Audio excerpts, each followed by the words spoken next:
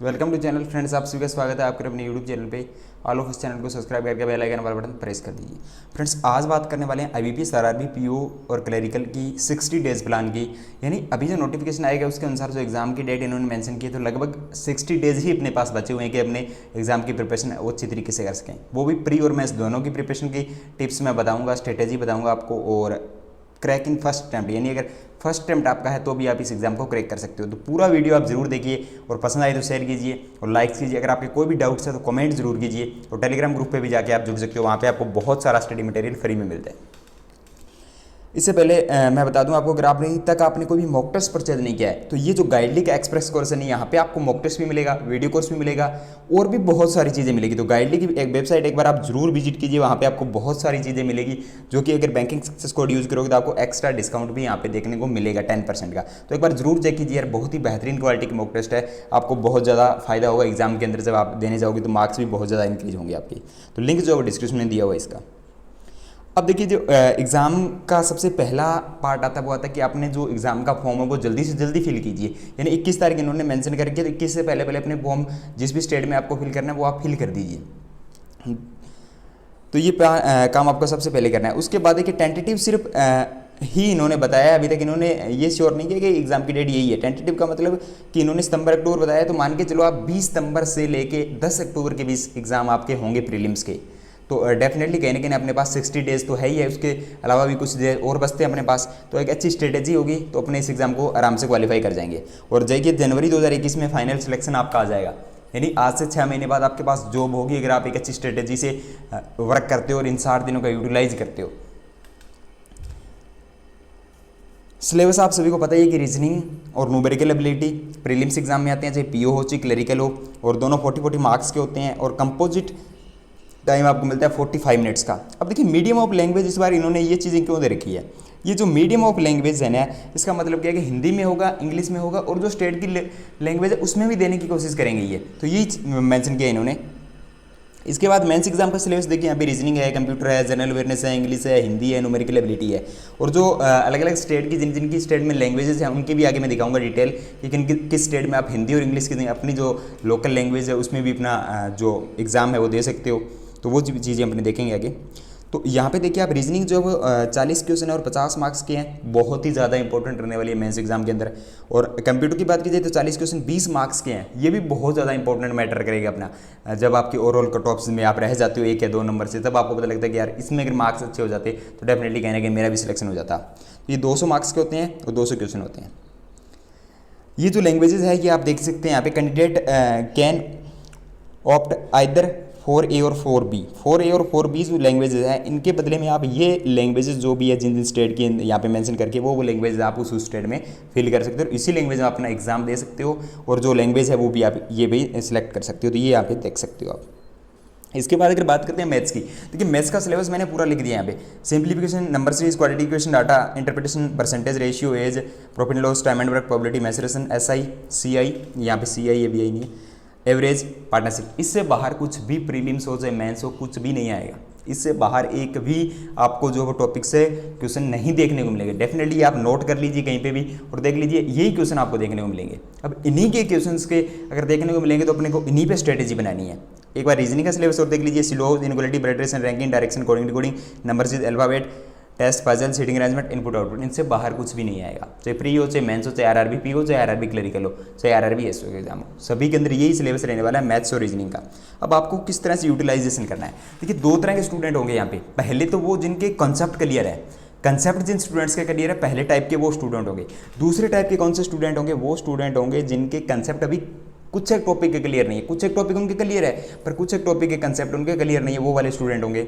और बहुत सारे स्टूडेंट ऐसे होंगे जिनके बहुत ज़्यादा कंसेप्ट क्लियर नहीं है, और कुछ स्टूडेंट ऐसे होंगे जिन्होंने अभी भी प्रिपरेशन स्टार्ट किया है। तो ये इतने टाइप के स्टूडेंट यहाँ पे होंगे। तो जिनके कंसेप्ट क्लियर है उनके लिए प्लान किया है वो देख लीजिए पहले।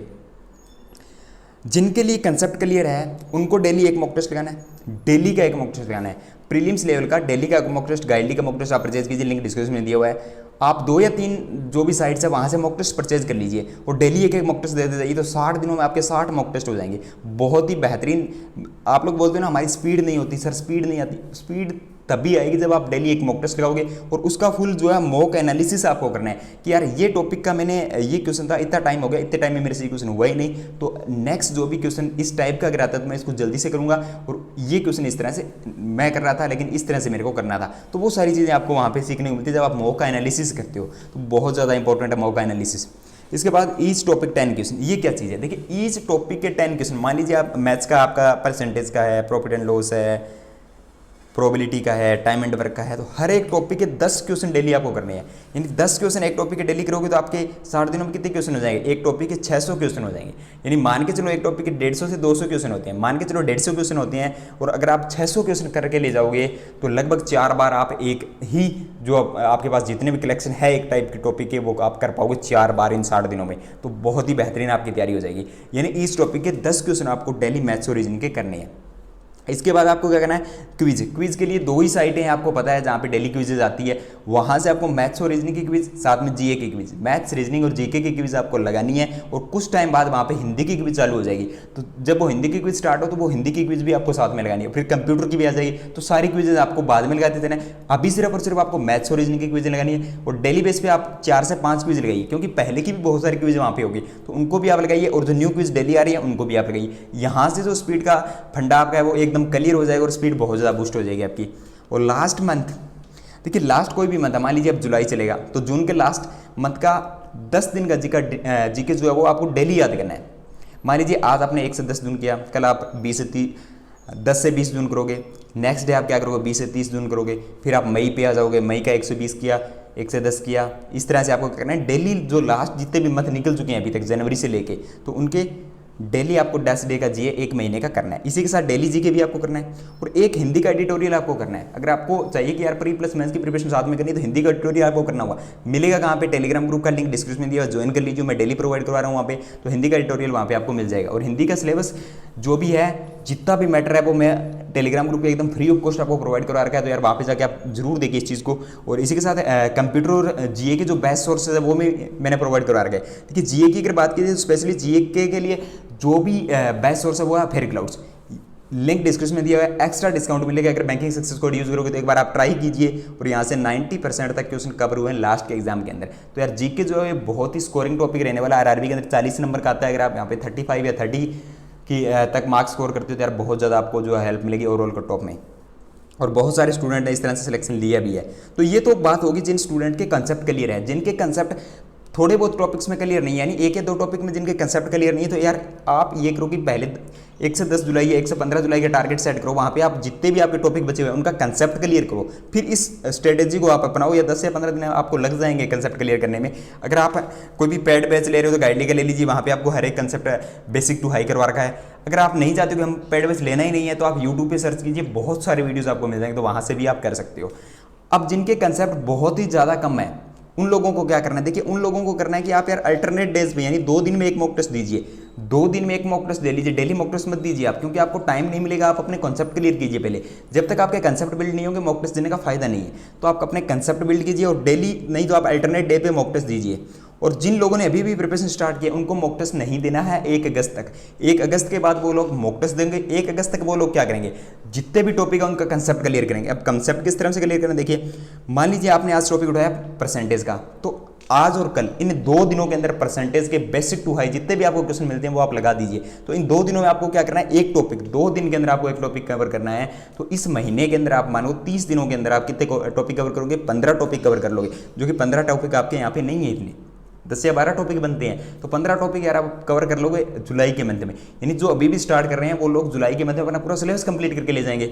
और इस तरह अगर रीजनिंग की बात की जाए तो यहाँ पे आप एक दिन में एक टॉपिक कवर कर सकते हो। तो बाद में आप जो आपके पास 1 मंथ का टाइम बचेगा उसमें आप बहुत सारी प्रैक्टिस कर सकते हो। वहाँ पे आप 1 या 2 मॉक टेस्ट डेली लगाओगे तो आपका जो एग्जाम तक आपका प्रीलिम्स का जो पूरा सिलेबस है वो कवर हो जाएगा। जिन लोगों ने अभी भी प्रिपरेशन स्टार्ट किया उन लोगों के लिए स्ट्रेटेजी है, जो ऑलरेडी कर रहे हैं उनके लिए मैंने स्ट्रेटेजी बता दी कि आपको किस तरह से क्या क्या चीज़ें करनी है। अगर ये चीज़ अगर आप आजमा के देखते हो ये वाला प्लान, तो डेफिनेटली आपको सक्सेस मिलेगी। यार अगर 10 क्वेश्चन आप डेली के करते हो तो एग्जाम तक 7 दिनों में 600 क्वेश्चन एक टॉपिक के, ईच टॉपिक के 16 क्वेश्चन, 600 क्वेश्चन ईच टॉपिक। तो आप देख सकते हो यार 600 क्वेश्चन इस टॉपिक के हो जाएंगे तो कितना बढ़िया हो जाएगा और आपकी स्पीड जो वो कितनी इंक्रीज होगी। यानी एक ही एक प्रकार का अगर आप टॉपिक बारी बार देखते जाओगे कि यार दो बंद ए और बी मिलके इतने दिन में करे, सी और डी इतने दिन में करे, तो एक अकेला कितने में करेगा, ये वाले क्वेश्चन अगर आप करते ही जा रहे हो तो अब जब एग्जाम में ये क्वेश्चन आएंगे तो आप जल्दी से फटाफट 2 या 3 सेकंड में क्वेश्चन को उड़ा दोगे।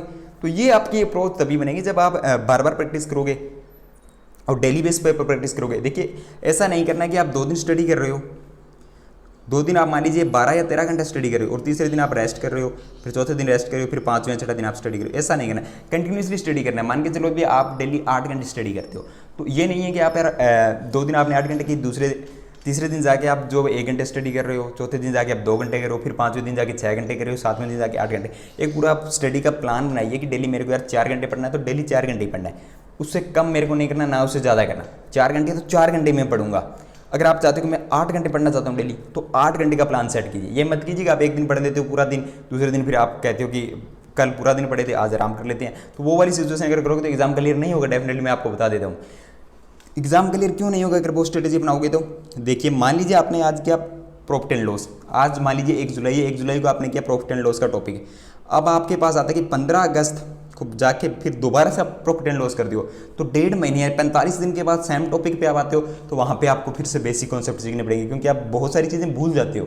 तो आपको क्या करना है, ये 10 जो क्वेश्चन है ना डेली, इसका यही फायदा होगा कि आपके जो टॉपिक्स है वो आपके आंखों के सामने रहेंगे, रिपीटेशन होता रहेगा। तो रिपीटेशन होता रहेगा तो आपकी जो स्पीड है वो भी इंक्रीज होगी और जो कंसेप्ट है वो भी आप नहीं भूलोगे और आपका कंसेप्ट भी और ज़्यादा बिल्ड होता जाएगा। क्योंकि बार बार अगर प्रैक्टिस करेंगे तो अपने जो प्रैक्टिस करते ही रहेंगे तो बहुत ज़्यादा परफेक्शन अपने अंदर देखने को मिलेगा।